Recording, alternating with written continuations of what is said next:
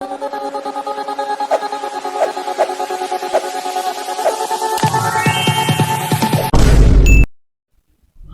Hello viewers, welcome back to our channel. So நான் உங்கள் PK வந்தாச்சு. நம்ம இன்னைக்கு இந்த வீடியோவில் எந்த விஷயத்தை பற்றி பேச போகிறோம், யாரை பற்றி பேச போகிறோம் அப்படின்னு சொல்லி கேட்டோம் அப்படின்னா, டொனால்ட் ட்ரம்ப் இருக்கார் இல்லையா. ஸோ 2வது டைமாக அமெரிக்காவுடைய அதிபராக தேர்ந்தெடுக்கப்பட்டதுக்கு அப்புறமா சர்வதேச அரசியலில் ஒவ்வொரு நாளும் பரபரப்புக்கு பஞ்சமே இல்லாமல் போய்கிட்டு இருக்கு அப்படின்னு தான் சொல்லணும். ஒரு பக்கத்தில் வந்துட்டு பார்த்தோம் அப்படின்னா வெனிசுலா இருக்கு இல்லையா.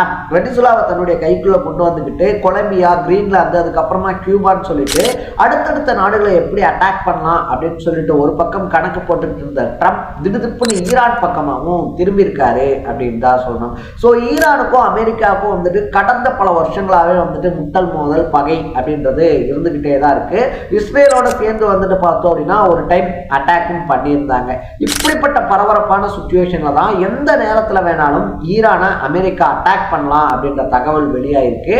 இதுக்கு வந்துட்டு ஈரானுடைய நட்பு நாடா இருக்கக்கூடிய ரஷ்யா இருக்கு இல்லையா, அமெரிக்கா வந்துட்டு ஈரானை அட்டாக் பண்ணக்கூடாது, இன்கேஸ் வந்துட்டு அதையும் தாண்டி அட்டாக் பண்ணாங்க அப்படின்னா அதுக்கான பின்விளைவுகள் பலமாக இருக்கும் அப்படின்ற எச்சரிக்கையை கொடுத்துருக்கிறதுனால இது எங்கே போய் முடிய போகுதுன்னு தெரியலையே அப்படின்னு சொல்லிட்டு பல உலக நாடுகளும் பரபரக்க ஆரம்பிச்சிருக்காங்க அப்படின்னு தான் சொல்லணும். ஸோ எதனால் ஈரானை அட்டாக் பண்ண போகிறாரு ட்ரம்ப் வந்துட்டு ஈரானை அட்டாக் பண்ணால் கடுமையான விளைவுகளை சந்திக்க வேண்டியிருக்குன்னு ரஷ்யா ஏன் சொல்கிறாங்க.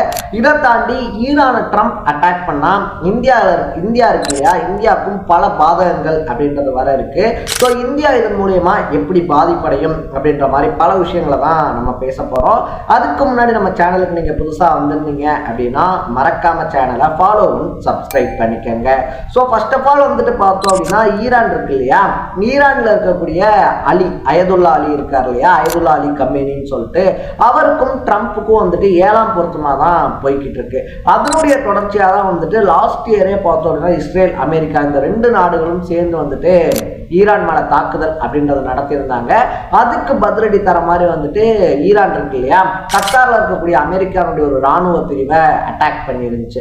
அதுக்கப்புறமா வந்துட்டு பெருசா 2 நாடுகளும் தாக்கிக்கல அப்படின்னாலும் இப்ப ஈரான்ல உள்நாட்டு மக்கள் ரொம்ப பெரிய ஒரு குழப்பமான ஒரு சூழ்நிலை அப்படின்றத ஏற்படுத்தியிருக்காங்க.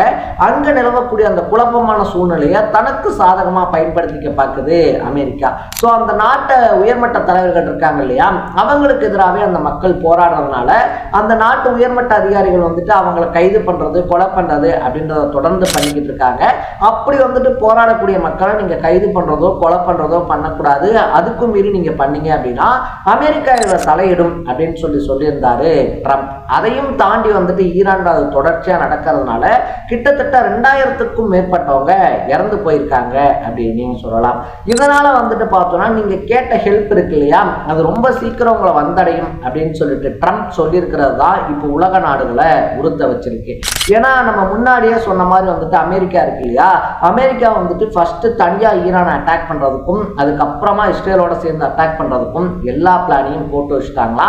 ஸோ இந்த பிளானை எக்ஸிக்யூட் பண்ணா ஈரான் டெஃபினட்டா கத்தார்ல இருக்கக்கூடிய அந்த அமெரிக்காவுடைய ராணுவ தளவாடம் இருக்கு இல்லையா, அதை அட்டாக் பண்ணும் அப்படின்றதுனால அங்க இருக்கக்கூடிய அமெரிக்க ராணுவ வீரர்களை வெளியே வர சொல்லிட்டாங்களா. ஸோ நம்ம ஈரானை அட்டாக் பண்ணி ஈரான் பதிலுக்கு கத்தார்ல இருக்கக்கூடிய தளவாடத்தை அட்டாக் பண்ணாலும் நம்ம சார்பா, அதாவது அமெரிக்கா சார்பா இருக்கக்கூடிய ராணுவ வீரர்களுடைய உயிரிழப்பு அப்படின்றத தவிர்த்தரலாம் அப்படின்றத முடிவு பண்ணி தான் ட்ரம்ப் இப்படி ஒரு முடிவு எடுத்திருக்காரா. இதனாலதான் ஈரான்ல இருக்கக்கூடிய இந்தியர்கள் இருக்கீங்க இல்லையா, ஏதாவது ஒரு போக்குவரத்தை பிடிச்சி இந்தியாவுக்கு ரிட்டர்ன் ஆயிடுங்கன்னு சொல்லிட்டு இந்தியாவும் அவசரமா அறிவிப்பை வெளியிட்டிருக்கு. சரி, ஓகே, ட்ரம்பினுடைய இந்த நடவடிக்கைக்கு ரஷ்யா ஏன் வந்துட்டு எதிர்ப்பு தெரிவிச்சிருக்கு அப்படின்னு சொல்லி பார்க்கும்போது அந்த மத்திய பிராந்தியம் இருக்கு இல்லையா, அதுலதான் ஈரான், ரஷ்யா இந்த மாதிரி வந்துட்டு பல நட்பு நாடுகள் இருந்துகிட்டு இருக்காங்க. இன்னும் சொல்ல போனோம் அப்படின்னா இந்தியாவில் உற்பத்தி ஆகக்கூடிய பாஸ்மதி அரிசி, தேயிலை இந்த மாதிரி வந்துட்டு ஒரு ரொம்ப பெரிய வணிக சந்தையா ஈரான் இருக்கு. இந்தியாவுக்கு மட்டும் கிடையாது, ரஷ்யா கூடயும் வந்துட்டு ஒரு நல்ல பாண்டிங்ல தான் ஈரான் இருக்கு. சோ ஈரானுக்குள்ள ஒரு சொந்த நாட்டு பிரச்சனை அப்படின்றது நடந்துகிட்டு இருக்கு. அந்த நாட்டு அரசாங்கத்துக்கு எதிராக அந்த நாட்டு மக்கள் வந்துட்டு போராடிக்கிட்டு இருக்காங்க. அதெல்லாம் வந்துட்டு அவங்களுக்குள்ள இருக்கக்கூடிய பிரச்சனை. பட் அந்த நாட்டு உள்நாட்டு பிரச்சனைக்குள்ள தேவையில்லாம இன்னொரு கண்ட்ரி என்ட்ரி ஆகுறது அப்படின்றது அவ்வளவு நல்லா இருக்காது. அதுவும் ராணுவ நடவடிக்கை எடுக்கிறேன் அப்படின்னு சொல்லிட்டு நீங்க உள்ள இறங்குறீங்க அப்படின்ற பட்சத்துல அதை பார்த்துட்டு ரஷ்யா சும்மா இருக்காது அப்படின்னும் வெளியுறவுத்துறை மூலியமா ஒரு கண்டன அறிக்கையை விட்டிருக்காரு புட்டின். ஸோ ட்ரம்ப்புக்கு கொஞ்சமும் சலைச்ச ஒரு புட்டின் இல்லை அப்படின்றது உலக அரசியல் பார்க்குறவங்க, உலக அரசியல் பற்றி பேசுகிறவங்களுக்கு நல்லாவே தெரியும் அப்படின்னே சொல்லலாம். ஸோ புட்டின் வந்துட்டு இப்படி கடினமான ஒரு கண்டனத்தை சொல்லி இருக்கிறதோட மட்டும் இல்லாமல் அமெரிக்கா பார்த்து நடந்துக்கணும், மீறி வந்துட்டு அவங்க தாக்குதல் நடத்தினா பின்விளைவுகள் கடுமையா இருக்கும் அப்படின்னு சொல்லியிருக்கிறதுனால ஒருவேளை ஈரான் அமெரிக்கா அட்டாக் பண்றாங்க அப்படின்ற பட்சத்தில் ரஷ்யா இருக்கு இல்லையா, ரஷ்யா ஈரானுக்கு உதவுறதுக்கான வாய்ப்பும் அதிகமா இருக்கு அப்படின்னு சொல்லப்படுது.